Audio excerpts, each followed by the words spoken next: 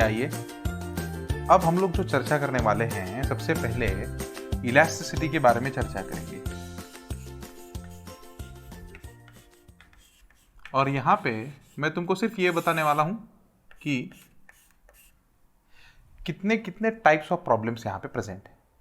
ठीक, तो हम लोग इलास्टिसिटी में जानते हैं कि elasticity is the ability to regain its shape and size, है ना। और वहाँ पे 3 मॉडुलस हमारे पास प्रेजेंट है, Young's modulus, bulk modulus and modulus of rigidity. लेकिन सबसे ज़्यादा क्वेश्चंस, ज़्यादा टाइप्स जो बने हैं वो यंग्स मॉडुलस पे बने हैं। यंग्स मॉडुलस में सबसे ज़्यादा क्वेश्चंस बने हैं, ठीक है। और यंग्स मॉडुलस को हम लोग डिफाइन करते हैं, कैसे डिफाइन करते हैं? लॉन्जिट्यूडिनल स्ट्रेस, है ना, डिवाइडेड बाय लॉन्जिट्यूडिनल स्ट्रेन, ऐसे हम लोग डिफाइन करते हैं इसको। तो इसमें सबसे पहले क्या बोला गया है कि इसका अगर हम लोग फॉर्मूला देखें तो फॉर्मूला हमारे पास आता है y equal to F divided by A capital L divided by small L. Done.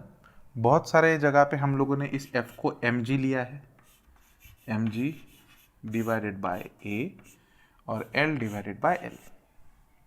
अब इस mg से कंफ्यूज मत होना, mg मतलब वेट है, but weight at that point है। मतलब सपोज अगर मेरे पास ये वायर है और यहाँ पे मेरे पास ये 2 मासेस लगाए गए हैं, ये है m1, ये है m2, और मुझे बोला गया कि इस पॉइंट पे मुझे ये फोर्स कैलकुलेट करना है। इधर यहाँ पे मुझे यंग्स मॉडुलस लिखना है। तो यहाँ पे अगर मैं यंग्स मॉडुलस का इक्वेशन लिखूंगा इस पर्टिकुलर स्पॉट पे, तो मैं क्या लिखूंगा? y equal to area of cross section तो पूरे वायर का सेम है, लेंथ डिवाइडेड बाय लेंथ, हाँ mg, m मतलब क्या होगा? तो टोटल वेट लेना पड़ेगा, तो यहाँ पे होगा m1 प्लस m2, ठीक है, और ये इंटू g इधर आ जाएगा। तो इस पॉइंट पे टोटल वेट कितना है? सपोज वायर को वेट है, तो अगर वायर को वेट है तो वायर ऐसा होगा, मतलब वायर हैविंग मास, और इसको हम लोगों ने ऐसा एक मास अटैच किया है m1।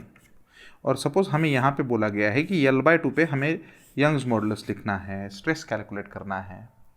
तो इस पर्टिकुलर पोजीशन पे जब हम लोग लिखेंगे तो यहाँ पे यंग्स मॉडुलस का इक्वेशन हम लोग कैसे लिखेंगे? y इक्वल टू यहाँ पे, तो यहाँ पे ये वेट m1 है और ये टोटल वायर का मास m है, लेकिन L/2 पे तो आधा, तो हम लोग लिखेंगे कैसे? m1 जो अटैच मास है plus m/2 into g divided by a multiply by L divided by L,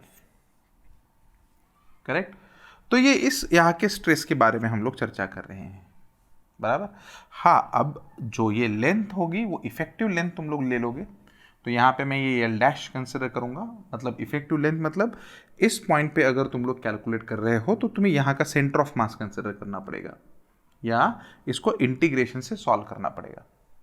best बात अगर है तो हम लोग अगर सिर्फ वायर लें, अगर मुझे इसके बारे में एक्सप्लेन करना है तो मैं अगर सिर्फ वायर लूँगा, है कि नहीं, तो सिर्फ वायर लूँगा तो मैं क्या कंसिडर करूँगा कि अगर मुझे स्ट्रेस कैलकुलेट करना है इस वायर में, या इसके लिए मुझे यंग्स मॉडुलस का इक्वेशन लिखना है, तो यंग्स मॉडुलस का इक्वेशन लिखूंगा y इक्वल टू फोर्स, तो ये mg होगा ही, डिवाइडेड बाय एरिया, और ये जो मैं लेंथ लूँगा ये इसके सेंटर ऑफ मास की लेंथ लूँगा, तो यहाँ पे मैं ओरिजिनल लेंथ डाल दूंगा L/2, और ये, तो यहाँ पे ये जो एक्सटेंशन हमें मिलेगा, या यहाँ पे एक्सटेंशन जो मिलने वाला है, तो this small l will be extension. ये एक्सटेंशन मिलेगा, लेकिन किसकी वजह से मिलेगा? सेल्फ वेट की वजह से, खुद के वेट की वजह से मिलने वाला एक्सटेंशन है। तो इस केस में हम लोग लिखेंगे mg डिवाइडेड बाय a और ये l डिवाइडेड बाय 2y। तो ये बहुत बार क्वेश्चन आया हुआ है, हालांकि इसमें बहुत बार हम लोगों ने रिप्लेस भी किया था इसको, मास को, तुमको याद तो है। तो इसको density into volume, area into length into g, ये एरिया, और ये l डिवाइडेड बाय 2y ऐसा लिया था। तो ए कैंसिल, तो हम लोग सेल्फ एक्सटेंशन की वजह से सेल्फ एक्सटेंशन कैलकुलेट कर सकते हैं खुद के वेट की वजह से। तो यहाँ पे आएगा रो L² डिवाइडेड बाय 2y। बहुत सारे बुक्स में ये भी बोला है कि सेल्फ वेट की वजह से स्ट्रेस कितना डेवलप होता है, सेल्फ वेट स्ट्रेस। तो सेल्फ वेट स्ट्रेस कैलकुलेट करना है तो पहले self weight that is force divided by area. So what is the self weight? mg, लेकिन m को कैसे लिखेंगे? Density area length g divided by a। This A will get cancel और rho L G ऐसा है। हालांकि ये जो L/2 रिजल्ट मैंने लिया है, it is the result of integration, ये इंटीग्रेशन का रिजल्ट है, ठीक है। तो यहाँ पे मैंने डायरेक्टली उसको लिखा, इसलिए मैंने यहाँ पे इधर का स्ट्रेस जब लिखूंगा तो मैं यहाँ पे लिखते वक्त L' लिखूंगा। तो ये y अगर कैलकुलेट करना है तो यहाँ पे इंटीग्रेशन का रिजल्ट लिखूंगा, लेकिन ऐसा लंबा इंटीग्रेशन आएगा नहीं, तुम्हारे पास आएगा सिर्फ क्या, ये वाला part, m1 plus m2 into g divided by A. तो यहाँ पे कितना है, यहाँ पे कितना है, इसका रेशियो कैलकुलेट करने को आ जाएगा। अब इसमें सबसे इंपॉर्टेंट है टेम्परेचर वेरिएशन। टेम्परेचर वेरिएशन वाला बहुत अच्छा फंडा है। तो यहाँ पे हमारे पास ये वायर है जिसकी ओरिजिनल लेंथ है L। अब हम लोगों ने इसको हीट किया, तो हीट करने के बाद इसकी लेंथ ऐसे बढ़ गई और ये वायर ऐसा लंबा हो गया यहाँ पे, ठीक है। तो अब इसकी जो लेंथ मिली यहाँ से यहाँ तक वो बनी L प्लस डेल्टा L, है कि नहीं, लेंथ बढ़ गई। तब मेरा कुछ पहला क्वेश्चन, इसमें स्ट्रेस है क्या, बोलो इसमें स्ट्रेस है क्या, नहीं। स्ट्रेस कब डेवलप होता है, जब इसमें इंटरनल रिस्टोरिंग फोर्स हो। अगर इसमें इंटरनल रिस्टोरिंग फोर्स डेवलप होता है तो ही स्ट्रेस डेवलप होगा। अब इस वायर की चाहत थी कि एक्सपांड हो, इसकी इच्छा थी की एक्सपांड हो जाए, त्याला एक्सपांड व्हायची इच्छा होती आणि आपण एक्सपांड होऊ दिलं, म्हणजे याच्यामध्ये कुठल्याही प्रकारचा इंटरनल रिस्टोरिंग फोर्स आलेला नाही आहे, त्यामुळे या ठिकाणी स्ट्रेस डेव्हलप होणार नाही। पण याच वायरला आपण जर अशा फिक्स्ड लेंथमध्ये, सो हे दोन वॉल्स आहेत ज्यांच्यामध्ये लेंथ L आहे आणि याच वायरला याच्यामध्ये ठोकून बसवलं मित्रांनो, आता मग आता सांग याच्यावरती हा नॉर्मल रिॲक्शन येईल, बरोबर, आणि त्यामुळे याच्यामध्ये स्ट्रेस डेव्हलप होईल। सो हीटिंग प्रोसेस नाही, पण इथून पुढे हीटेड वायरला दोन भिंतीमध्ये बसवल्यानंतर, ठोकून बसवल्यानंतर त्याच्यामध्ये स्ट्रेस डेव्हलप होतो आणि हा कॉम्प्रेसिव्ह स्ट्रेस आहे।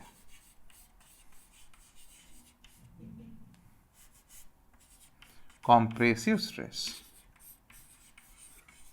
और इस कॉम्प्रेसिव स्ट्रेस को हम लोग बोलेंगे फोर्स डिवाइडेड बाय एरिया। तो इसको हम लोग बोलेंगे normal reaction divided by area. Done.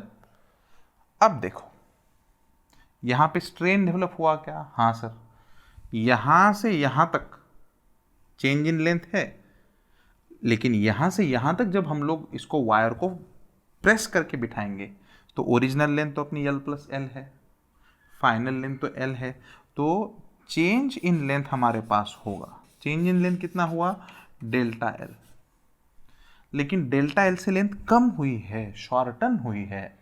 तो यहाँ पे अगर स्ट्रेन में लिखूंगा तो स्ट्रेन में लिखूंगा, हाँ, final change in length divide bye original length. So change in length divided bye original length. अब मुझे बताओ चेंज इन लेंथ तुम्हारे पास कितना है, डेल्टा L, मस्त। ओरिजिनल लेंथ कितना, L। यहां से थोड़ी, अगर वायर का लेंथ L होता तो यहां से सीधा बैठ जाता ना, यहां पे हम लोगों ने इसको कंप्रेस करके अंदर डाल दिया है, तो इसका मतलब ये वाली लेंथ लेनी पड़ेगी L प्लस डेल्टा L। तो इसको अगर हम लोग डालेंगे अच्छे से तो यहाँ पे होगा अल्फा L डेल्टा T और यहाँ पे होगा L plus alpha L delta T, और ये L कैंसिल होने के बाद ये जो स्ट्रेन आता है मेरे पास, तो ये स्ट्रेन की वैल्यू मेरे पास आती है alpha delta T upon 1 plus alpha delta T। लेकिन बहुत सारी जगहों पे क्या किया गया है, ये अल्फा डेल्टा T हम लोगों ने निग्लेक्ट किया है। तो it is approximately equal to, ये कॉन्सेप्ट बराबर नहीं है लेकिन approximately equal to alpha delta T हम लोग ऐसा लिखते हैं, बराबर। तो मैं तो ऐसा बोलता हूं यहां पे स्ट्रेस क्यों डेवलप हुआ, डेल्टा L कॉम्प्रोमाइज हुई इसीलिए, है ना, ये डेल्टा L कॉम्प्रोमाइज हुई, लेंथ ऑफ कॉम्प्रोमाइज, पूरी लेंथ L थी, बाद में डेल्टा L कॉम्प्रोमाइज हुई, तो length of compromise delta L, उसकी वजह से स्ट्रेस डेवलप हुआ, उसकी वजह से स्ट्रेन डेवलप हुआ। सो देयरफॉर यहाँ पे अगर हम लोग यंग्स मॉडुलस लिखेंगे तो अब लिखेंगे स्ट्रेस डिवाइडेड बाय स्ट्रेन, और ऐसे प्रॉब्लम में कैलकुलेट करते वक्त संभाल के कैलकुलेट करना है।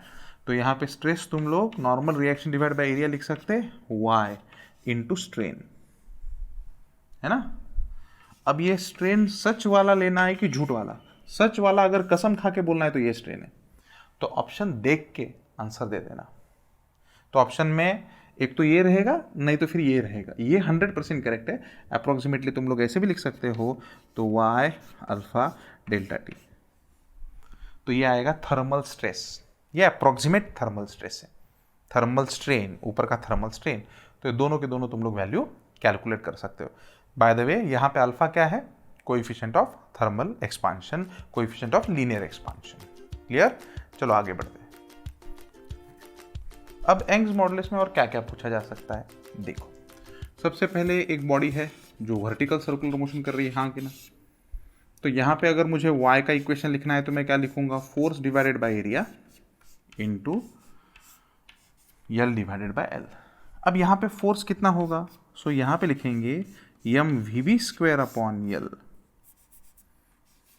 Plus M G divided by A into capital divide by small L. This is the tension at bottom. हाँ, लेकिन ऐसा बोला गया है कि वो just complete the circular motion. तो यहाँ पे क्या 6 mg होता है टेंशन, तो यहाँ पे तुम लोग लिख सकते हो 6 mg divided by A capital L divided by small L. अच्छा, इसमें ऐसा भी आ सकता है, देखो कोनिकल पेंडुलम। तो यहाँ पे ये टेंशन कैलकुलेट कर सकते हो, है कि नहीं। तो ये टेंशन तो टी कॉस थीटा कॉम्पोनेंट आ जाएगा ऊपर, यहाँ पे नीचे वेट एम जी, तो देयरफॉर क्या होगा? T equal to M G by cos theta. तो यहाँ पे अगर तुम लोगों को y की वैल्यू पूछी तो y की वैल्यू तुम लोग क्या लिखोगे?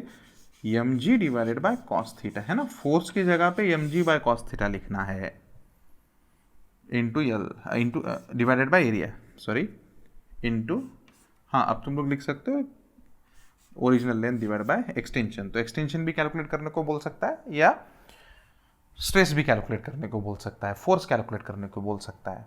अगर सपोज वायर सर्कुलर मोशन कर रहा है हॉरिजॉन्टल,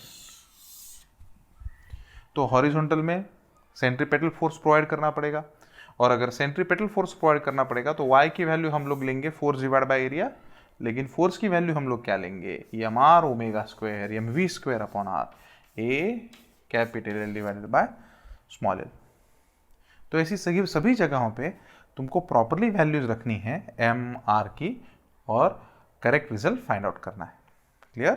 चलो आगे बढ़ते हैं। तो अच्छे प्रॉब्लम्स में से आते हैं रेशोज। तो यंग्स मॉडुलस अगर हम लोग लिखेंगे किसी भी मटेरियल के लिए तो हम लोग क्या लिख सकते हैं? Force divided by area capital L divided by small L. तो यहाँ पे हम लोग लिखेंगे एम जी, यहाँ पे पाई आर स्क्वायर एरिया ले सकते हैं सर्कुलर वायर के लिए, capital L divide by small L, ये वाई। अब तुमको पूछा जाएगा कि फॉलोइंग वायर्स में से कौन सा वायर ज़्यादा इलास्टिक है, और उसकी लेंथ और रेडियस अलग अलग दी जाएगी, बराबर है। तो अब देखो ये L divided by R square उस मटेरियल के लिए ज़्यादा होना चाहिए, लार्जर, है ना। अलग अलग मटेरियल के अगर वायर्स दिए हैं तो L divided by R square ये रेशो ज़्यादा होना चाहिए, और L divided by R square जिस मटेरियल के लिए ज़्यादा है उसका ऑटोमेटिकली यंग्स मॉडुलस ज़्यादा होगा, और उसकी वजह से तुम लोग उसकी इलास्टिसिटी ज़्यादा है ऐसा बोल सकते हैं। To wires made up of same material having constant volume, है ना, ऐसा क्वेश्चन भी आ सकता है। y इक्वल टू क्या है? F divided by A capital L divided by small L. Two wires of same material, correct ना, are made up of having same volume, same volume से मेजर किया बनाया गया, ऐसा कुछ बोला है उसने। तो फिर उसकी फोर्स बियरिंग कैपेसिटी कैसी है ये वगैरह निकाल सकते हैं हम लोग। तो कैसे निकालेंगे? सबसे बेस्ट, वॉल्यूम अगर सेम है तो हम लोग क्या लिख सकते हैं? ए इंटू एल कॉन्स्टेंट है कि नहीं। तो इसका मतलब हम लोग अगर वॉल्यूम को कांस्टेंट माने तो हम लोग के साथ अगर एरिया के साथ रिलेशन पूछा है तो लेंथ रखो, और लेंथ के साथ रिलेशन पूछा है तो एरिया रखो। तो यहाँ पे मैं एरिया की वैल्यू कैलकुलेट करता हूँ v divided by L, v divide by L यहाँ पे रख देता हूँ। तो y की वैल्यू मेरे पास आएगी f डिवाइडेड बाय एरिया को मैंने लिखा v, और ये l square divided by L.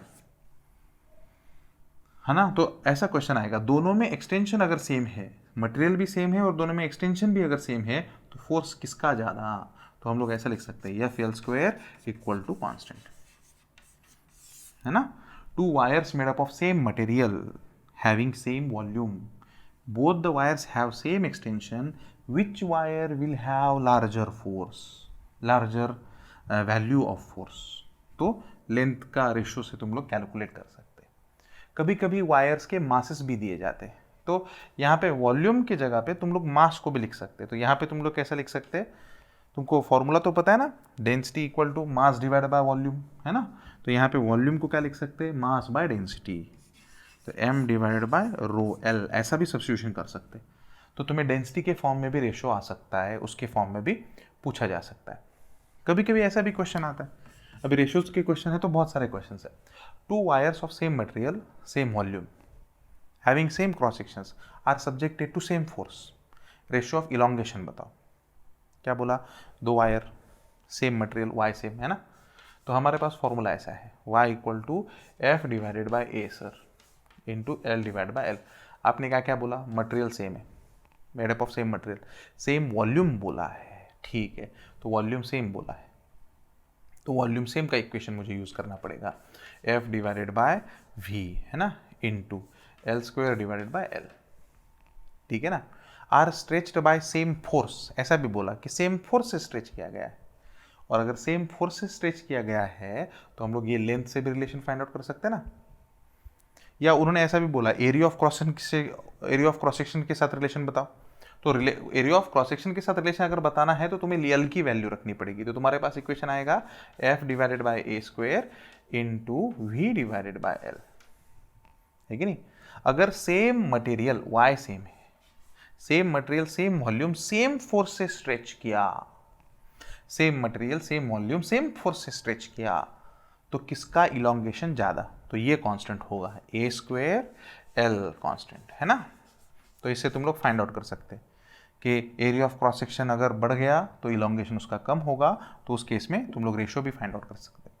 तो इसमें सेम मासेस है ऐसा बोल सकता है, पहले का डेंसिटी दूसरे के हाफ है बोल सकता है, और डेंसिटी के साथ भी वो रिलेशन का प्रॉब्लम वो बना सकता है। बनाने में क्या बहुत सारे प्रॉब्लम्स हम लोग बना सकते हैं, लेकिन यहाँ पे तुम लोग बेसिकली देखो कि कौन सा इक्वेशन फॉर्म हो रहा है, इस इक्वेशन को फाइनली फॉर्म करने की कोशिश करो। Material same, force same, volume same, तो क्या बनता है, समझा। और बहुत सारे इक्वेशंस इसमें बन सकते हैं, तो मैंने एक हिंट दे दिया तुम्हें। बहुत बार ऐसे भी बोल सकता है कि रेडियस अगर दुगनी की, तो इस केस में अगर रेडियस दुगनी की तो यहाँ पे पाई आर स्क्वायर, तो ऐसा भी हो सकता है रेडियस के केस में r⁴ L equal to constant, तुम्हें ऐसा भी लिखना पड़े। तो इलोंगेशन का रेशियो क्या है तुम लोग ऐसे भी कैलकुलेट कर सकते हैं, ठीक है। इसमें और एक केस है, कभी कभी वो क्या करते हैं कि वायर को पानी में डुबो देते हैं या किसी लिक्विड में डुबो देते हैं, है ना। तो यहाँ पे हम लोग क्या करेंगे, भाई साहब ये वायर है, मासलेस वायर है, यहाँ पे कुछ तो वेट लगाया हुआ है W, so this is the weight in air. तो यंग्स मॉडुलस मैंने लिखा, हाँ क्या लिखूंगा, वेट इन एयर, एयर का वेट है भाई साहब, divided by area of cross section मैंने चेंज नहीं किया, वायर की लेंथ इलोंगेशन इन एयर, समझा नहीं। अब इसी वायर को वो बोलेंगे किसी डेंसिटी में डुबोया, जिसका लिक्विड डेंसिटी है उसमें डुबोया, किसी लिक्विड में डुबोया। तो लिक्विड में डुबोने के बाद क्या होगा, ये सिचुएशन आ जाएगी, देखो यहाँ पे ये W, यहाँ पे ये ऐसे इसमें डुबोया। तो अब यंग्स मॉडुलस तो बदलेगा नहीं, लेकिन यहाँ पे ये वेट इन लिक्विड हो जाएगा, area of cross section wire का वही रहेगा, है ना। और यहाँ पे मल्टीप्लिकेशन तुम्हें करना पड़ेगा capital L divide by small l, elongation in liquid, बराबर। तो इस केस में तुम लोग कैलकुलेशंस कर सकते हो। तो यहाँ पे यंग्स मॉडुलस सेम है, तो इन दोनों को इक्वेट करो तो तुम्हें ये रेशियो सेम मिलेंगे। तो मैं ऐसा भी लिख सकता हूँ W air divided by elongation in air, that is equal to W L divided by elongation in liquid। तुमको ये रेशियो भी कैलकुलेट करने को बोल सकता है कि ये कैलकुलेट करो L divided by L air, है ना। ये रेशियो कैलकुलेट करके बताओ। तो ये रेशियो कैलकुलेट करना है तो हम लोग को ये कैलकुलेट करना पड़ेगा, तो W L divided bye W air, तो ये फोर्स ऑफ बायंसी से हम लोग कैलकुलेट कर सकते हैं, है कि नहीं। तो ये मैं यहाँ पे लिखता हूँ L L equal to L air, है ना। और ये रेशो पता है 1/ρl divided by ρb, density of liquid divide by density of body. ये भी कैलकुलेट कर सकते हैं ऐसे भी। इसमें बहुत सारे वेरिएशंस आते हैं, और एक वेरिएशन मैं बताता हूँ। तो इसमें और क्या बोल सकते हैं, वो ऐसा बोल सकते हैं कि loss in extension is observed. Loss in extension, तो पहले एयर में एक्सटेंशन था एल एयर, है ना, एयर में कुछ तो एक्सटेंशन था यहाँ पे, एल एयर एक्सटेंशन था, ऐसा कुछ एक्सटेंड हुआ था यहाँ पे। बाद में लिक्विड में एक्सटेंशन था तो माइनस यल, यल लिक्विड का एक्सटेंशन है कि नहीं, और इसकी वैल्यू दी जाएगी तुम्हें x. So loss in extension की वैल्यू दी जाएगी, वैल्यू रख दो फिर, है ना। तो वहाँ से एल एयर की वैल्यू हम लोग कैलकुलेट करने वाले, तो हमारे पास क्या आएगा, डब्ल्यू एयर डिवाइडेड बाय, देखो यहाँ पे A Y L minus W liquid, यहाँ पे L A Y equal to X, है ना। यहाँ पे सब कॉमन निकल जाएगा, L divided by A Y, यहाँ पे W air divided by W L, और यहाँ पे आ जाएगा एक्स। तो ये प्रॉब्लम कैसे बनता है, देखो इसका डिस्क्रिप्शन देखो, ये बहुत अच्छा प्रॉब्लम है, नीट के लिए भी अच्छा प्रॉब्लम है। Loss in weight is 12 gram and due to this loss in extension is 2 millimeter. Then calculate the original length of the wire if A and Y are given, है ना। तो यहाँ पे तुम लोग लॉस लिख सकते, लॉस लिख सकते, इसको इसके सिवा दूसरे किसी मेथड से सॉल्व नहीं कर सकते, डिफरेंस ही लेना पड़ेगा, क्योंकि प्रॉब्लम में इटसेल्फ लॉस बोला है। तो लॉस मतलब तुम्हें उसका डिफरेंस कैलकुलेट करके ये वैल्यू लेनी पड़ेगी। इसमें और क्या बोल सकता है कि दो वायर्स अगर एंड टू एंड कनेक्ट किए गए हैं, है ना, तो ये पहला वायर कनेक्शन, अभी हालांकि ये रिमोटली थोड़ा सा सिलेबस में है, लेकिन कैसा है कि ये सिलेबस में है ही ऐसा हम लोग मान के चलते हैं, बराबर। तो इस केस में अगर ऐसा सीरीज में है और यहाँ पे एरिया ऑफ क्रॉस सेक्शन अगर सेम है, तो हम लोग पूरे के पूरे वायर को पहले मासलेस मानेंगे, और यहाँ पे कुछ फोर्स लगाया है एफ, तो ये फोर्स मतलब स्ट्रेस सबके लिए कांस्टेंट होगा, बराबर। तो यहाँ पे हम लोग क्या बोल सकते हैं, इसमें आने वाला एक्सटेंशन और इसमें आने वाला एक्सटेंशन, तो टोटल एक्सटेंशन आएगा L1 प्लस L2, इसमें आने वाला एक्सटेंशन, इसमें आने वाला एक्सटेंशन, तो पूरे इफेक्टिव वायर में कितना एक्सटेंशन आएगा, यहाँ का L1, यहाँ का L2, तो यहाँ पे टोटल L, तो टोटल L एक्सटेंशन आ जाएगा L1 प्लस L2। अब L की वगैरह वैल्यू तुम लोग लिख सकते हो, है ना। तो L की वैल्यू हम लोगों ने अभी लिखा है यहाँ पे, यही फॉर्मूला हम लोग यूज़ करेंगे। तो देखो वेट को मैं फोर्स लिखता हूँ F L1 पहले वायर की लेंथ, A divided by Y1 equal to, अच्छा मुझे ये इफेक्टिव के लिए लिखना है ना, L मतलब इफेक्टिव के लिए लिखना है, तो मैं यहाँ पे इफेक्टिव लेंथ लिखूंगा, यहाँ पे इफेक्टिव वाई लूंगा। आगे अगर मुझे बताना है इधर, तो F डिवाइडेड बाय पहले वायर के लिए इधर है, प्लीज़ कंफ्यूज मत होना, ये पहले वायर के लिए है और ये वाला इफेक्टिव के लिए है, तो इसलिए मैंने इफेक्टिव लेंथ ली, यहाँ पे मैंने इफेक्टिव वाई लिया, प्लस हाँ यहाँ पे F, यहाँ पे ये L2 डिवाइडेड बाय AY2। तो तुम लोग इफेक्टिव लेंथ भी कैलकुलेट कर सकते हैं, L1/L2 Y effective equal to कितना होगा, L1/Y1 plus L2 divided bye Y2, सही है ना। और अगर सेम आइडेंटिकल लेंथ है, सबका लेंथ सेम अगर है ऐसा बोला गया है, तो इसका तुम लोग वाई इफेक्टिव भी लिख सकते हैं। तो मैं यहाँ पे लिख दूंगा, अगर लेंथ सेम है तो वाई इफेक्टिव आता है 2y1y2 divided by y1 plus y2। इसका पैरेलल कॉम्बिनेशन भी है ना। आई होप कि तुम लोगों ने रिवाइज किया हुआ है। तो इसका पैरेलल कॉम्बिनेशन कैसा है सर, देखो आ जाओ यहाँ पे। पैरेलल कॉम्बिनेशन इसका मतलब, अब इस पैरेलल कॉम्बिनेशन में बहुत सारे केसेस हैं, मतलब कैसे केसेस, देखो पैरेलल कॉम्बिनेशन में कैसा हो जाएगा, ये पहला वायर है इधर और ये एक वायर है, इसको फोर्स लगाया हम लोगों ने, ये वेट W लगाया F, तो इसमें फोर्स डेवलप हुआ F1, इसमें फोर्स डेवलप हुआ F2, है ना। इसमें इलोंगेशन हुआ कुछ, तो पहले वायर में इलोंगेशन, दूसरे वायर में इलोंगेशन सेम है पैरेलल कॉम्बिनेशन में, तो F equal to F1 plus F2 हम लोग ऐसा लेते हैं कि नहीं। अब वैल्यूज हम लोग सब्स्टिट्यूट करते हैं Y की वैल्यूज कैलकुलेट करने के लिए, है ना। तो पहले फोर्स की वैल्यू लिखेंगे, तो यहाँ से फोर्स की वैल्यू, हमारे पास Y का बेसिक इक्वेशन है, Y equal to F divided by A capital L divide by small l, धड़ाधड़ करना होता है, तो Y इफेक्टिव मैं लिख सकता हूँ यल area effective divided by length. तो दोनों की लेंथ हम लोगों ने सेम कंसिडर की, तो वैसे ही हम लोग पहले के लिए लिख सकते y1 L A1 divide by L, दूसरे के लिए लिख सकते y2 L A2 divided by L। तो तुम y इफेक्टिव कैलकुलेट कर सकते हो, ये क्या होगा y1 A1 plus y2 A2 divided by A1 plus A2, that is the effective area, right. और अगर एरिया सेम है ऐसा बोला गया है तो तुम लोग वैल्यू भी कैलकुलेट कर सकते हो। तो y effective what is the area same है, तो y1 plus y2 divided by 2। तो ये effective y in case of parallel combination. इसमें और क्या प्रॉब्लम्स बने, इसमें बहुत बढ़िया प्रॉब्लम्स बने, देखो यहाँ पे आ जाओ, है ना। तो अभी तुम लोगों ने अगर देखा होगा तो हम लोगों ने बहुत सारे प्रॉब्लम्स इसमें लिए हुए हैं। अगर बुक को अगर प्रॉपरली मेंटेन किया होगा या बुकलेट भी अगर तुम लोग देखो तो कौन कौन सा प्रॉब्लम्स लिया हुआ है इसमें। एक तो मैंने लिया था वो हॉरिजॉन्टल रॉड वाला, है ना, यहाँ पे ऐसे 2 वायर्स लगाए, तो वेट कहाँ पे लगाया जाए, इसमें टेंशन T1, इसमें टेंशन T2, इधर है डिस्टेंस x, तो इधर remaining distance L minus x, है कि नहीं। तो सबसे पहले हमें क्या बोला गया है कि इक्वल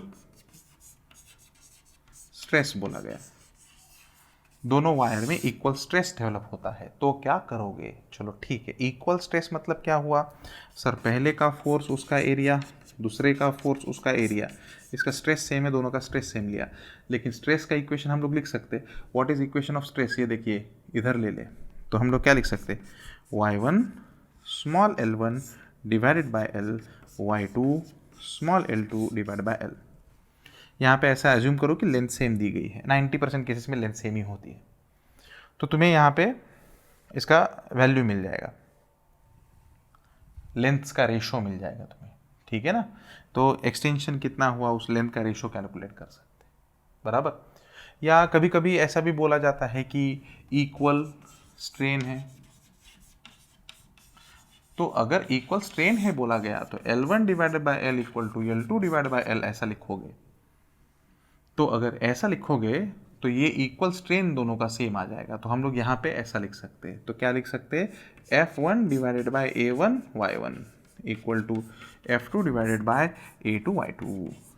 तो यहाँ से F1 डिवाइडेड बाय F2 हम लोग कैलकुलेट कर सकते हैं, क्या होगा A1 Y1 divided by A2 Y2। तो ये सोचना है कि प्रॉब्लम में क्या दिया है, हालांकि इन दोनों केस में एरिया मैंने सेम लिया है, यहाँ पे ऐसा भी हो सकता है कि एरिया अलग अलग लिया हो। एक्सटेंशन का रेशो पूछा हो तो एक्सटेंशन का निकाल सकते हैं, फोर्स का रेशो पूछा है तो इक्वल स्ट्रेस में ये भी फोर्स का भी रेशो निकाल सकते हैं। तो पहले कंडीशन को स्टडी करो, इक्वल स्ट्रेस इक्वल स्ट्रेन। अच्छा फोर्स कितना है वो भी तो पूछ सकते हैं वो लोग, तो फोर्स कितना है, तो ऐसा अगर बोलने के बाद यहाँ पे तुमको टॉर्क अप्लाई करना पड़ेगा, है ना। तो इक्वेशन ऐसा लिखोगे, हम लोग टॉर्क का अप्लाई करेंगे ना, तो यहाँ पे सपोज वेट W है तो इसका टॉर्क कितना है W into X, so minus W into X, clockwise मैंने माइनस लिया, plus T2 into L equal to 0, let T2 मिल गया, T2 मिला मतलब F2 मिल गया, बराबर। Lot of practice is going to make you perfect.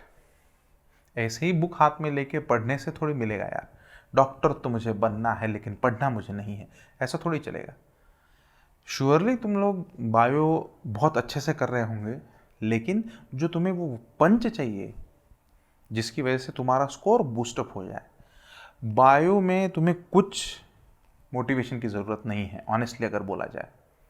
क्यों, क्योंकि बायो में तुम लोग आराम से 280 टू 90 मार्क्स स्कोर कर सकते हो प्रॉपर रीडिंग से। हाँ, लेकिन इसमें टीचिंग भी बहुत अच्छा रिस्पॉन्सिबल है, तो आई एम श्योर कि तुम्हारे टीचर्स हैं, एंड बायो में तो अल्टीमेट टीचर्स है अपने पास सभी के सभी, और बहुत बढ़िया पढ़ाते हैं, मतलब उस सब्जेक्ट के बारे में मैं कुछ बोल ही नहीं सकता, ठीक है। तो उन्होंने जी तोड़ मेहनत की है, तो उन टीचर्स का ख्याल करके पूरा अच्छे से मार्क लो बायो में अच्छे। लेकिन ये जो पंच देगा तुम्हें स्कोर सिलेक्शन तक लेके जाएगा, कौन सा सब्जेक्ट है भाई, फिजिक्स है, and physics enormous amount of practice से आता है। माय गॉड, बहुत लिखना पड़ता है, कंटिन्यूस लिखना पड़ता है, कौन कौन से वेरिएशन से। देखो ना, सिर्फ यंग्स मॉडुलस का ही हम लोग वेरिएशन पे वेरिएशन डिस्कस करते ही जा रहे हैं, क्लियर। तो यंग्स मॉडुलस के सभी केसेस अच्छे से पढ़ो, ठीक है। ठीक है, चलो हम लोग आगे जाएंगे। सबसे बढ़िया अगर कोई बात है अभी थ्योरेटिकल आर्टिकल में है, वो है डिफ्लेक्शन इन बीम्स और सैग इन बीम्स, ऐसा बोलते हैं लोग, सैग इन बीम्स, है ना, इंपॉर्टेंट। तो बीम्स में आया हुआ सैग बहुत सारे बच्चों के लिए नया होगा, शायद पहली बार भी सुन रहा हो। दो टाइप के बीम्स है ना, कौन कौन से दो टाइप्स के बीम्स है भाई साहब, देखो ये सपोर्टेड ऐसा है कि नहीं, तो बोथ वे सपोर्टेड, और इसको बोलते हैं कैंटिलीवर। क्या बोलते हैं, कैंटिलीवर। हालांकि ऐसे बहुत सारे बीम्स हम लोग ने डिजाइन किए, this is a simple beam और कैंटिलीवर। हालांकि हमें ये सिलेबस में है, ये सिलेबस में नहीं है, लेकिन एक्चुअली क्या होता है कि खुद के वेट की वजह से ये ऐसा सेंटर में बेंड हो जाता है, इसी को बोलते हैं हम लोग सैग डेल्टा। और यहाँ पे ये वेट की वजह से ऐसा बेंड होता है, ठीक है, तो यहाँ से यहाँ तक, इसी को भी हम लोग बोलेंगे सैग डेल्टा। तो दोनों केस में हम लोग सैग कैलकुलेट कर सकते हैं। तो यहाँ पे अगर तुम लोग फॉर्मूला देखो डेल्टा का, तो यहाँ पे आता है WL³ divided bye 48 YI। I is the cross sectional moment of inertia here, ठीक है। और यहाँ पे अगर तुम लोग कैलकुलेट करोगे डेल्टा, तो ये आएगा WL³ डिवाइडेड बाय 3YI, ठीक है। ये हमारे सिलेबस में नहीं है तो इसको छोड़ दो, यही सिलेबस में है सिंपल सपोर्टेड बीम। तो यहाँ पे हमारे पास ये ब्रेड्थ दी जाएगी और ये डेप्थ दी जाएगी, तो यहाँ से हम लोग इसका मोमेंट ऑफ इनर्शिया रख सकते हैं, और इसी बीम के लिए फाइनल हमारे पास रिजल्ट आता है delta equal to WL³ divided by 4YBD³, ठीक है। तो हमें सबसे इंपॉर्टेंट चीज़ क्या याद रखनी है, डेल्टा किस पे डिपेंड करता है। तो डेल्टा लेंथ पे, ब्रेड्थ पे और डेप्थ पे। सो क्या बढ़ाना चाहिए, तो डेप्थ बढ़ाना चाहिए, तो बीम की हाइट बढ़ाओ। तो बीम की हाइट जितनी ज़्यादा होगी उतना उसमें सैगिंग कम होगा। क्लियर, इसको छोड़ दो, इसको बिल्कुल मेमोराइज भी मत करो। हाँ, रेडियस मतलब ये रेक्टेंगुलर क्रॉस सेक्शनल एरिया के लिए, मतलब ऐसा क्रॉस सेक्शनल एरिया। अगर सर्कुलर क्रॉस सेक्शन एरिया हो ना, सर्कल, तो सर्कल के लिए भी हम लोग लिख सकते हैं WL³, हाँ, यहाँ पे आएगा 12Y पाई r⁴। तो यहाँ पे ये सैग का फॉर्मूला है, दिस इज द फॉर्मूला, रट्टा मारा हुआ है। हालांकि इसका डेरिवेशन भी मैंने लिया था 1-2 बैचेस में, लेकिन तुम्हें कुछ काम का नहीं है, ठीक है ना। तो इन फॉर्मूले को अच्छे से मेमोराइज करो, इसमें भी क्वेश्चन आने का चांस है, ठीक है। आगे क्या लूंगा बाबा, अब आगे क्या बताऊं, ट्विस्टिंग। चलिए, बहुत बार ऐसा भी बोला गया है कि वायर को ट्विस्ट किया गया है, ऐसा वायर है ना, और इसका क्रॉस सेक्शनल एरिया ऐसा दिया हुआ है, इसको वो यहाँ से ऐसा ट्विस्ट कर दे, देखो ट्विस्ट कर देते ये, तो ये एंगल ऑफ ट्विस्ट है और इसको बोलते हैं शियर एंगल। एखाद्या वायरला आपण ट्विस्ट केलं बेटा, असं ट्विस्ट केल्यावर त्याच्या प्लेनमध्ये जो होतो हा होतो angle of twist, angle of twist, है ना। और ये रिस्टोरिंग टॉर्क कैलकुलेट करने में काम में आता है। तो रिस्टोरिंग टॉर्क का वैल्यू एंगल ऑफ ट्विस्ट पे डिपेंड है, -c/θ, और c का वैल्यू है π/r⁴ डिवाइडेड बाय 2l, बराबर। फॉर्मूले से एनरिच्ड प्रॉब्लम है, ठीक है। तो ये फॉर्मूला, इसी का फॉर्मूला याद भी नहीं रखा तो चल जाएगा, लेकिन ये याद रखना पड़ेगा कि ये torque directly proportional to r⁴ है, जैसे वहाँ पे सैग में इन्वर्सली प्रोपोर्शनल था। अच्छा, अब यहाँ से अगर तुम लोग वायर को ट्विस्ट करो तो A to B पॉइंट, ये तो लेंथ तो सेम ही रहने वाली है, तो इसको हम लोग बोलेंगे लेंथ L, इसको हम लोग बोलेंगे रेडियस R। तो AB को अगर मुझे लिखना है तो एंगल ऑफ ट्विस्ट के फॉर्म में भी लिख सकता हूँ, क्या लिख सकता हूँ, r⁻, और शेयर एंगल भी लिख सकता हूँ। तो यही पूछा जाता है प्रॉब्लम में, what is the shear angle, बहुत बार पूछा गया है, L/5।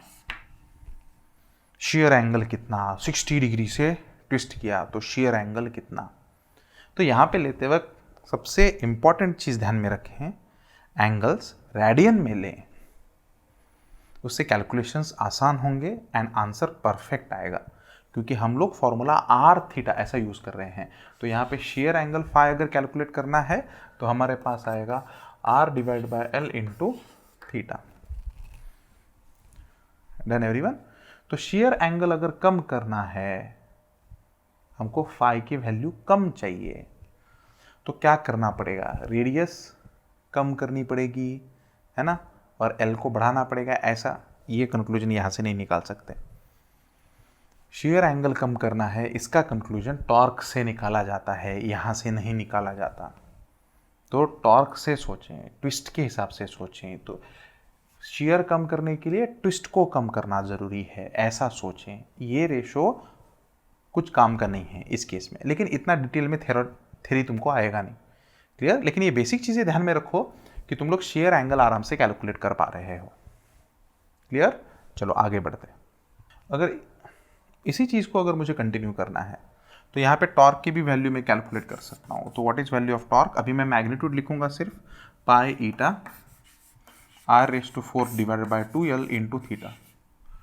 यहाँ पे वर्क डन का भी रेशो बहुत बार पूछा जाता है कि कितना वर्क डन, तो हाफ ऑफ 2 इंटू थीटा। इसको तुम लोग कंपेयर कर सकते, work done equal to half of force into extension के साथ, है ना। स्ट्रेन एनर्जी, है ना, यहाँ से हम लोगों ने देखा था।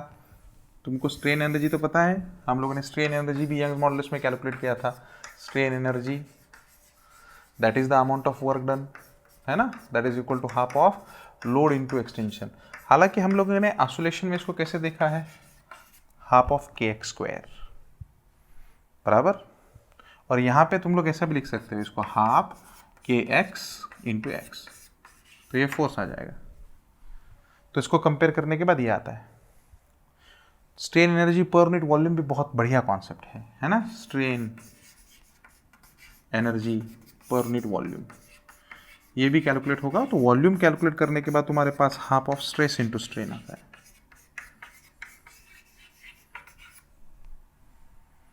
तो तुम्हें ऐसे बोला जाता है कि भाई देख लो कि एक तो कांस्टेंट फोर्स से खींचा जाएगा, ये बोलेगा, नहीं तो एक वायर है जिसमें स्ट्रेस इतना और स्ट्रेन इतना डेवलप हुआ है, अगर उस वायर का वॉल्यूम 10 मीटर क्यूब है, खतरनाक क्वेश्चन, क्या बोला? स्ट्रेस दिया, है ना, क्या बोला? स्ट्रेन दिया, चल आजा मैदान में, दोनों वैल्यू दी, और वॉल्यूम दिया उसका 10 मीटर क्यूब। तो बोले उस वायर में एनर्जी कितनी है।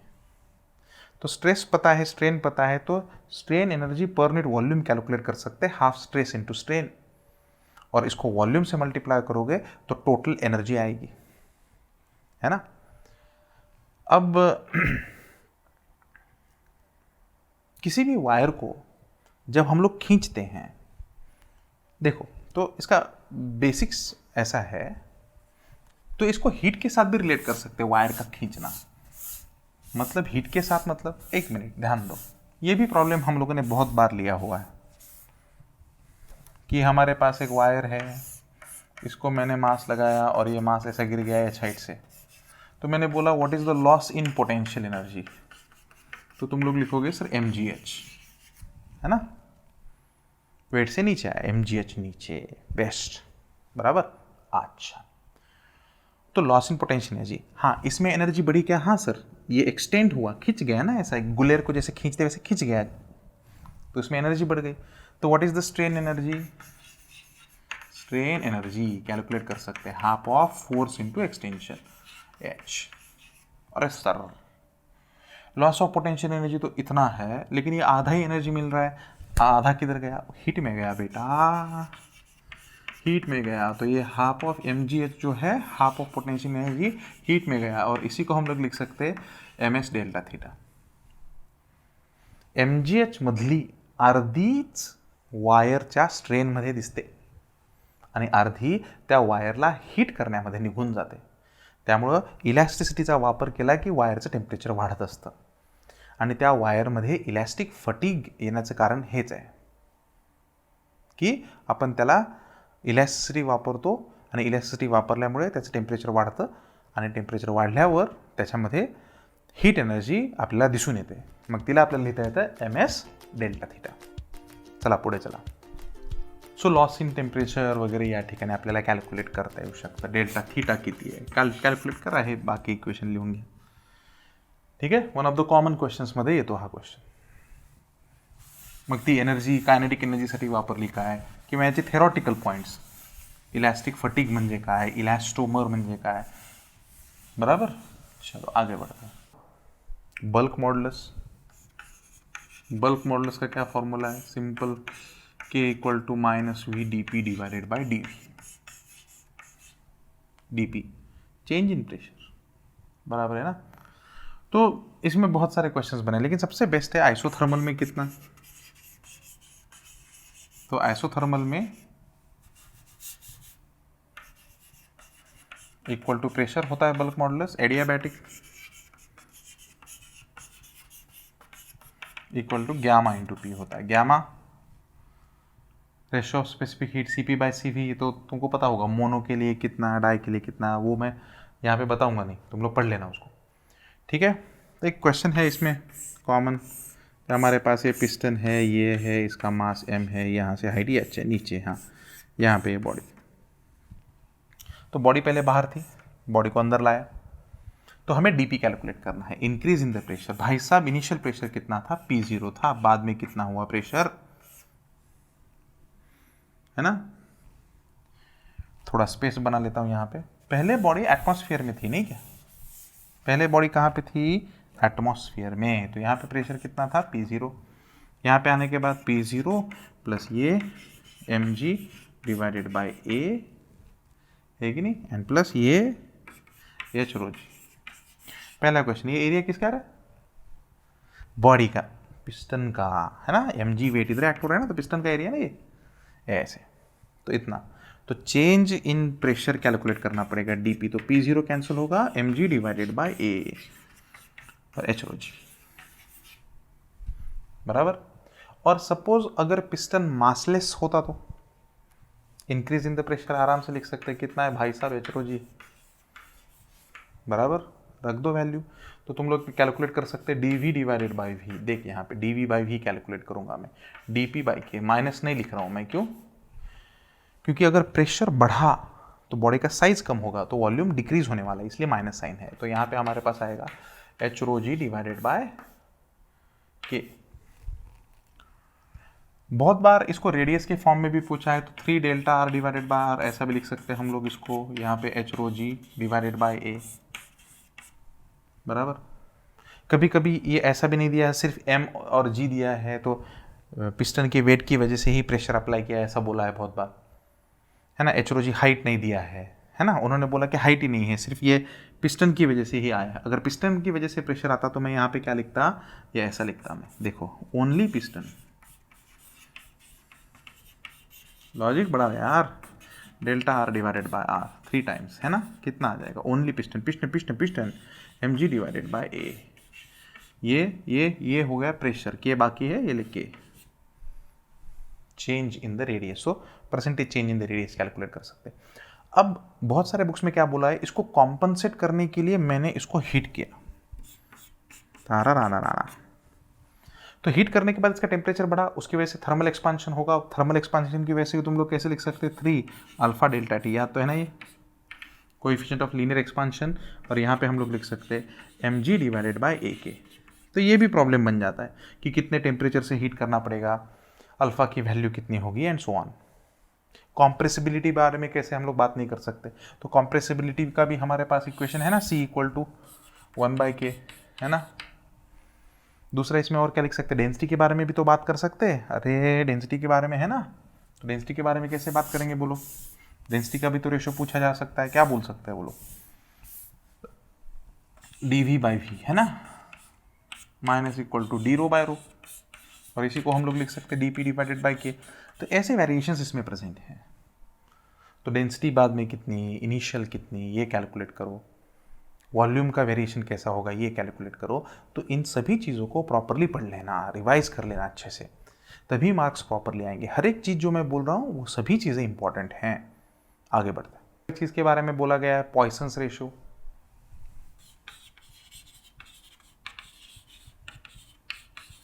है ना, पॉइसन्स रेशो सिग्मा के बारे में बोला गया है बहुत बार, सिग्मा, है है ना, इसको क्या बोलेंगे, लैटरल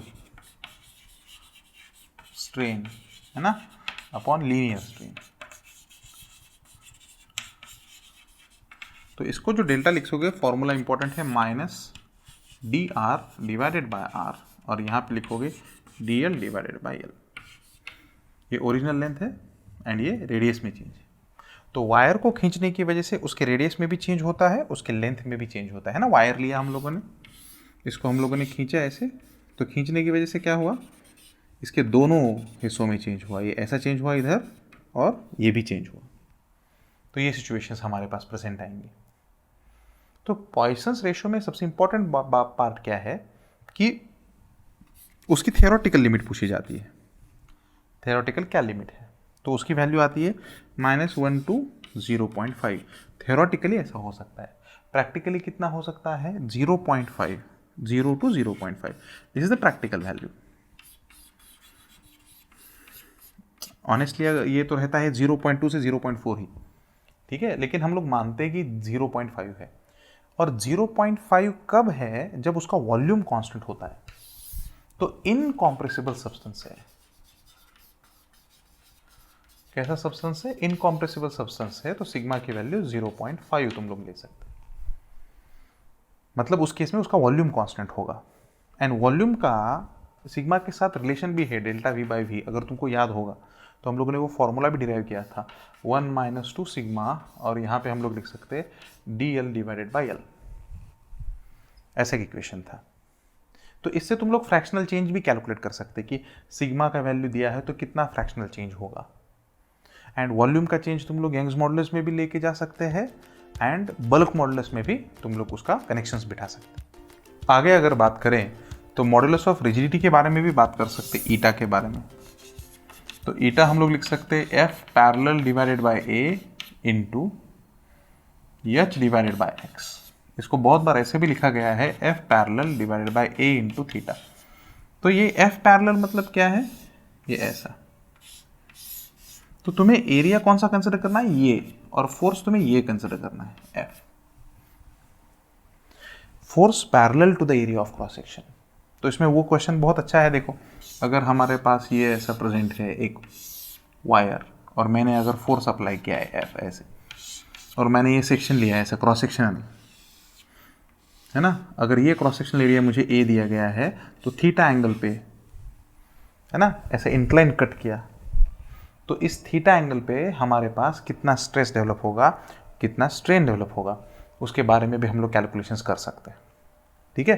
तो यहाँ पे अगर तुम लोग देखो, यहाँ पे कट किया गया है ये, तो अगर यहाँ पे अगर कट किया गया है तो यहाँ पे इधर का एरिया तुम्हें कैलकुलेट करना पड़ेगा। देखो तो ये ए है, तो ये तुम्हारे पास आएगा ए डिवाइडेड बाय कॉस थीटा, ठीक है, और तुम्हारा ये क्रॉस सेक्शनल एरिया है, ये फोर्स है ऐसे।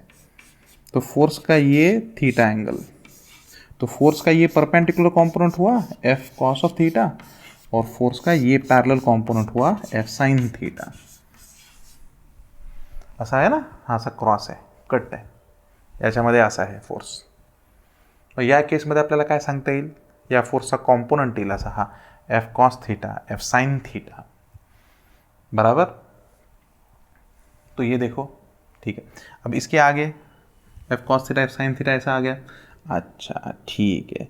तो अगर मुझे लॉन्जिट्यूडिनल स्ट्रेस बोलना है, तो लॉन्जिट्यूडिनल स्ट्रेस के केस में मैं परपेंडिकुलर फोर्स ही लूंगा। तो क्या होगा, F cos theta perpendicular force divided by area A divided by cos theta, तो ये आएगा cos square theta. Longitudinal stress on incline cross sectional surface, उधर तो शेयरिंग स्ट्रेस के बारे में बोल सकते, बोलो पैरेलल लेना है, तो F sine theta parallel force divided by A divided by cos theta. ध्यान रखें ये वीडियोस उन्हीं के लिए हैं जिन्होंने कुछ तो पढ़ा है। तो ये तुम्हें पहले पढ़ना पड़ेगा कि मैं कैसे कंपोनेंट ले रहा हूं, कि परपेंडिकुलर फोर्स में कैसे ले रहा हूं, पैरेलल फोर्स कैसे ले रहा हूं, ठीक है। तुम लोग अभी जीरो नहीं हो, मतलब तुम लोग ये स्टूडेंट नहीं हो कि जो क्रैश कोर्स के लिए आए हुए हैं, एंड तुम लोगों ने बहुत से टेस्ट दिए हैं, तो तुमको पता होगा कि ये मैं कैलकुलेशंस कैसे कर रहा हूँ। हमको उन कॉन्सेप्ट्स को ब्रशअप करना है, हमको ये चेक करना है कि तुम लोग कुछ कॉन्सेप्ट भूले तो नहीं। इसी के साथ हम लोग थ्योरेटिकल कुछ कॉन्सेप्ट के बारे में बात करने वाले हैं। तो ये देखो, ये ऐसा कुछ नेचर याद तो होगा, सॉरी ये ऐसा नहीं है, ये ऐसा है, बेस्ट है ना, स्ट्रेस, यहाँ तो लोड ले सकते हैं ना, और यहाँ पे तुम लोग ले सकते एक्सटेंशन, या तुम लोग ले सकते स्ट्रेन। यहाँ पे ये स्लोप है ना, इसका स्लोप मतलब क्या होगा, स्ट्रेस डिवाइडेड बाय स्ट्रेन। ये क्या रिप्रेजेंट करता है, मॉड्यूलस ऑफ इलास्टिसिटी। यहाँ पे ये इलास्टिक लिमिट है ना, proportionality limit, elastic limit, yield point, ultimate stress, breaking stress, बराबर। तो breaking stress area of cross section पे डिपेंड होता है क्या, breaking force area of cross section पे डिपेंडेंट होता है, breaking stress type of material पे डिपेंडेंट होता है, टेम्परेचर पे डिपेंडेंट हो सकता है, ब्रेकिंग स्ट्रेस वाई पे डिपेंड हो सकता है, लेकिन क्रॉस सेक्शनल एरिया पे नहीं होता। तो ये इंपॉर्टेंट पॉइंट्स तुम लोग प्रॉपरली रिवाइज करो, और यहाँ पे कुछ थ्योरेटिकल पॉइंट्स भी दिया हुआ है कि इलास्टोमर का कैसा है, रबर का ग्राफ कैसा है, ये हमारे एनसीईआरटी में दिया हुआ है। आई होप कि तुम लोग उन सभी पॉइंट्स को रिवाइज करोगे। And last but not the least, थोड़ा सा आउट ऑफ सिलेबस है, लेकिन ये रिलेशंस वाई, ईटा, के और सिग्मा, इनमें रिलेशंस है, देखो 4 रिलेशंस है, वो 4 रिलेशंस थोड़ा सा देख के आ जाना। एक्चुअली उस पर डायरेक्ट क्वेश्चंस नहीं आ सकते, लेकिन फिर भी 4 इक्वेशंस याद रखने के लिए मैंने शॉर्टकट्स भी दिया हुआ है ना। वो बोला था ना, क्या बोला था, यंग द्रोणा को मिल गई एक सीता, ऐसा कुछ तो शॉर्टकट दिया था मैंने, फिर बाद में वो आती है क्या नहीं, है कि नहीं। तो ये बाकी सभी शॉर्टकट जो मैंने दिए हैं वो प्रॉपरली देख लें और वो अप्लाई करके वो इक्वेशंस ध्यान में रखें।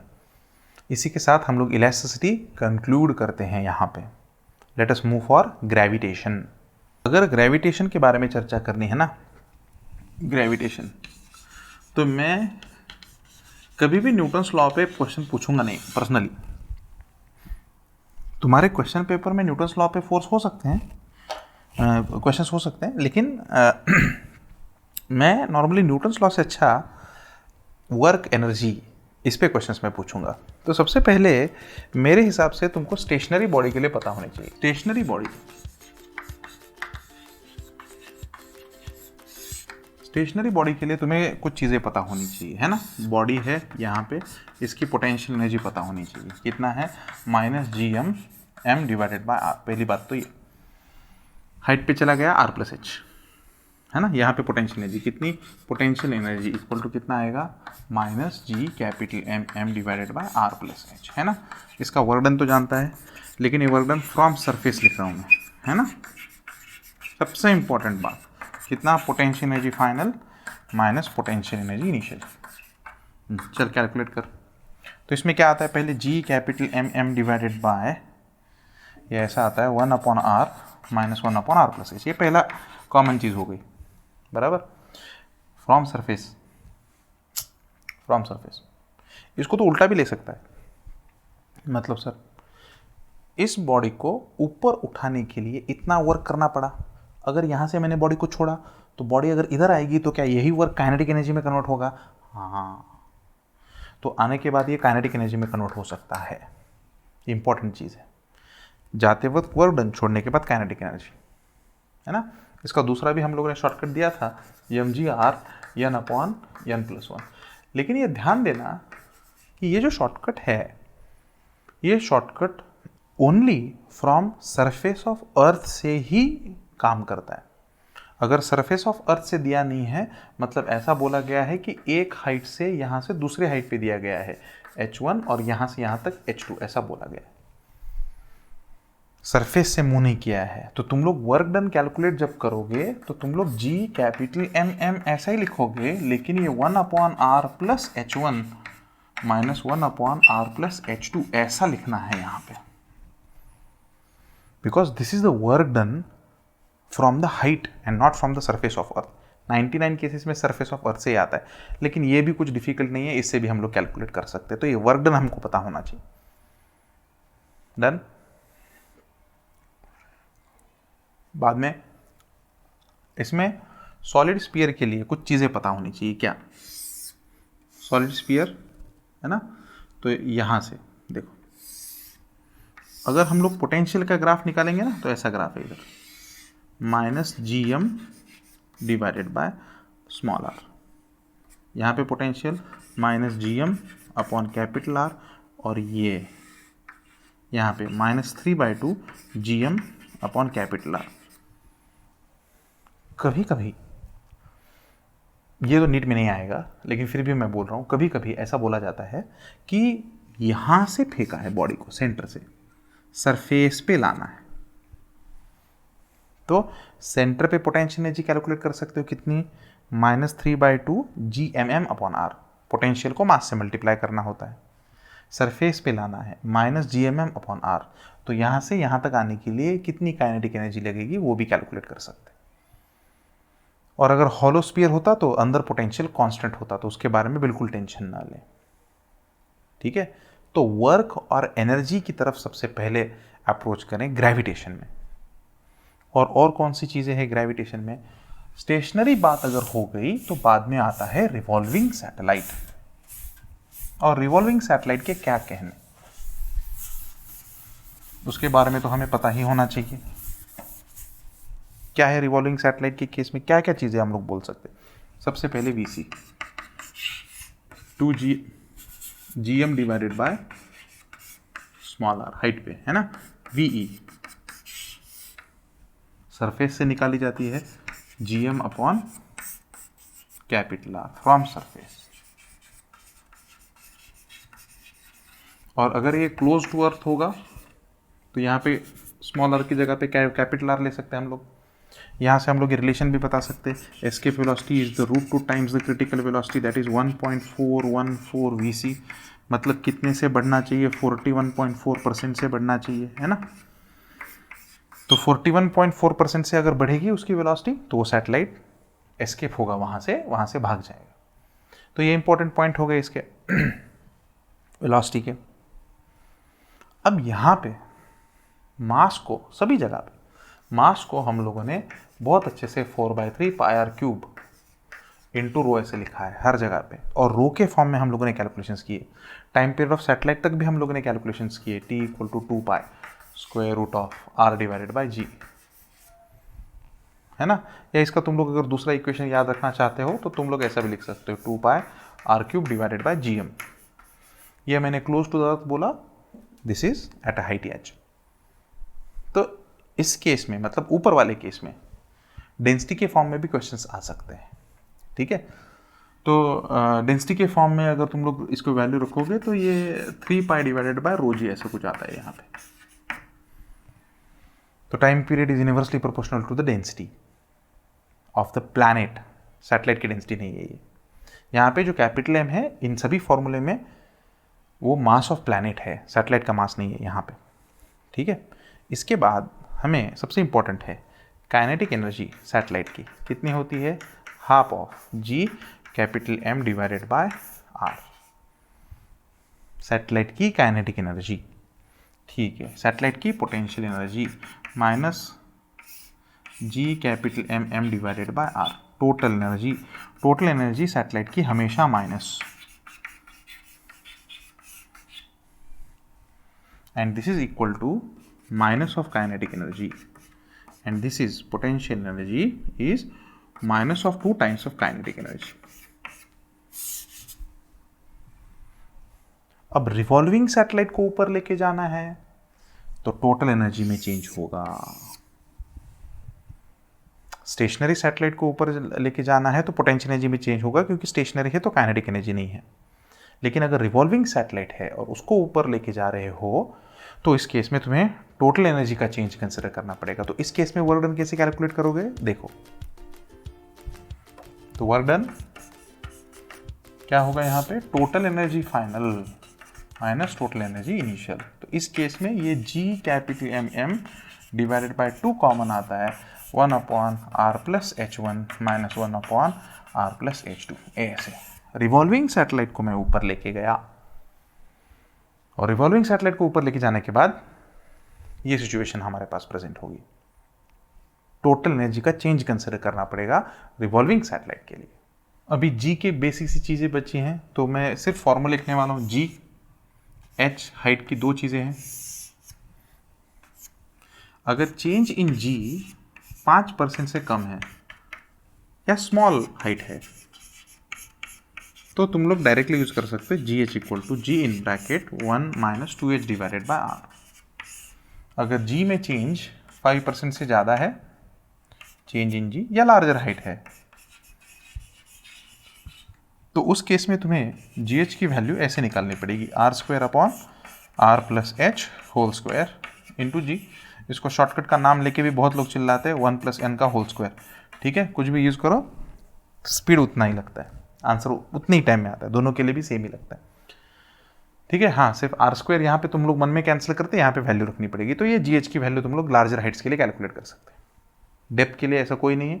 डेप्थ के लिए सिर्फ एक ही फॉर्मूला है, जी डी के लिए एक ही फॉर्मूला यूज करना है हमेशा। G D that is equal to क्या होगा, G 1 minus D upon R. ठीक है, तो तुम लोग वो रिलेशन भी कैलकुलेट कर सकते हो, इक्वेशन कंपेयर करके डेप्थ और 2h दोनों इक्वल हो जाएंगे, सेम हो जाएंगे, है ना। लेकिन ये स्मॉलर के लिए। लार्जर के लिए तो हम लोगों ने वो क्वाड्रेटिक इक्वेशन देखा था, लार्जर हाइट के लिए कब इक्वल होगा, लेकिन वो छोड़ दो। स्मॉलर हाइट के लिए d और 2h इन दोनों का इक्वेट करना है। अगर लार्जर हाइट के लिए कितना है तो इन दोनों को इक्वेट करना पड़ेगा, तो वो क्वाड्रेटिक इक्वेशन बनेगा, वो हम लोगों ने सॉल्व किया था, उसको छोड़ दो। उसके बाद में लैटिट्यूड का बहुत बढ़िया है। लैटिट्यूड का one of the favourite questions में से आता है, नीट में भी बहुत बार आया हुआ है। And the silly mistake what people do here is cos square. R omega square का मैंने डायरेक्टली शॉर्टकट दिया हुआ है, बिल्कुल वैल्यू हम लोगों ने निकाली हुई है, वही वैल्यू यूज़ करना है। कितनी पता है ना, 0.032 मीटर पर सेकेंड स्क्वायर, वही वैल्यू तुमको यूज़ करनी है। डायरेक्टली कॉस स्क्वायर लैटिट्यूड का वैल्यू रखना है। अगर तुम लोग इक्वेटर पे हो तो अभी उसमें ये है केसेस है, वेटलेस होने के लिए इक्वेटर पे कितना, अब वेटलेस होना है तो जी लैम्डा इक्वल टू 0, जी 0 कभी हो नहीं सकता, तो इक्वेटर पे वेटलेस होना है। अब पहले इक्वेटर पे वैल्यू कितनी है, जी माइनस आर ओमेगा स्क्वायर, है ना। अब इक्वेटर पे वेटलेस होना है तो इसको 0 रख दो, तो जी का वैल्यू, सॉरी ओमेगा का वैल्यू इक्वेटर पे तुम लोग निकाल सकते हैं नया, जी बाय आर। आणि हा नवीन व्हॅल्यू येईल वेटलेस करण्यासाठी, वेटलेस के लिए, है ना, रेडियन पर सेकेंड में आ जाएगा। तो किसी भी बॉडी को अगर अर्थ के इक्वेटर पे वेटलेस होना है तो 1/800, वो 1.25 ऐसे कुछ आता है उसका आंसर, तो 1/800 वेटलेस होने के लिए अभी के करंट के अर्थ के एंगुलर वेलोसिटी से 17 टाइम्स है। इसमें बहुत सारे अच्छे अच्छे क्वेश्चन है कि 50% बनना है, 25% का लॉस एक्सपीरियंस करना है ना, या 25% वेट होना है। तो यहाँ पे जी इक्वेटर की वैल्यू तुम लोग चेंज करोगे, जी की वैल्यू तुम लोग चेंज नहीं करोगे। अगर प्रॉब्लम में बोला है कि 25% चेंज हुआ तो यहाँ पे 25% चेंज मतलब 75% रखोगे, बाद में कैलकुलेशन परफॉर्म करोगे और तुम लोग इस केस में आंसर निकाल सकते हो। ग्रेविटेशन में अगर कोई और इंपॉर्टेंट पॉइंट्स हैं तो फोर्स के कुछ पॉइंट्स हैं। तो न्यूट्रल पॉइंट कहाँ पे बनता है, ग्रेविटेशनल इंटेंसिटी का, वो भी बहुत अच्छा इक्वेशन है। देखो इंटेंसिटी मतलब पोटेंशियल कैलकुलेट करना है, v2 माइनस v1 अगर हमें कैलकुलेट करना है तो माइनस इंटीग्रेशन आई vector dot D R vector ऐसे कैलकुलेट करते ना। और इसमें और एक इक्वेशन है आई इंटेंसिटी कैलकुलेट करने के लिए minus D U D V divided by D R, है ना, निगेटिव पोटेंशियल ग्रेडियंट भी है इसमें। तो इन दोनों में जो प्रॉब्लम्स है वो प्रॉब्लम्स भी अच्छे से रिवाइज करें, ठीक है। आई थिंक इतने इंपॉर्टेंट वेरिएशंस ग्रेविटी में प्रेजेंट है और उतने वेरिएशंस तुम्हारे लिए सफिशिएंट है। नोट्स में से जाएं और अगर कुछ बाकी चीज़ें बाकी हैं तो उनको अच्छे से रिवाइज करें। पेपर की क्वालिटी अच्छी ही होगी, एक लेवल के ऊपर ही हम लोग पेपर सेट करते हैं, क्योंकि ये टॉपिक वाइज एग्जाम है दोस्तों, और टॉपिक वाइज एग्जाम में तुम्हारा टॉपिक बढ़िया बनाना ही हमारा टारगेट है। सेक्शन वाइज एग्जाम अगर हम लोग कंसिडर करें तो उस सेक्शन वाइज एग्जाम में हम लोग डिफ़िकल्टी लेवल को थोड़ा सा डिक्रीज़ करने की कोशिश करते हैं, लेकिन नीट से कम नहीं करते कभी। तो उसको प्रॉपर डिफ़िकल्टी लेवल मेंटेन करने की कोशिश करते हैं, जिसकी वजह से तुम्हारा पूरा का पूरा सेक्शन रिवाइज हो। Done. Best of luck for tomorrow's exam. And हम लोग अभी आगे से ये ट्राई करेंगे कि हमारे जितने भी वीडियोज़ हैं वो अब सिर्फ ऐप में दिखें। आई होप कि अभी सभी स्टूडेंट्स का ऐप एक्टिवेशन कंप्लीट हो गया होगा। तो अभी जो फ्रीली वीडियोज़ अवेलेबल है वो फ्रीली वीडियोज़ अभी अवेलेबल नहीं होंगे, ये फ्रीली ही होंगे, लेकिन तुम्हें ऐप डाउनलोड करके ऐप में देखना पड़ेगा। Clear? Bye bye everyone, see you, best of luck for tomorrow's exam.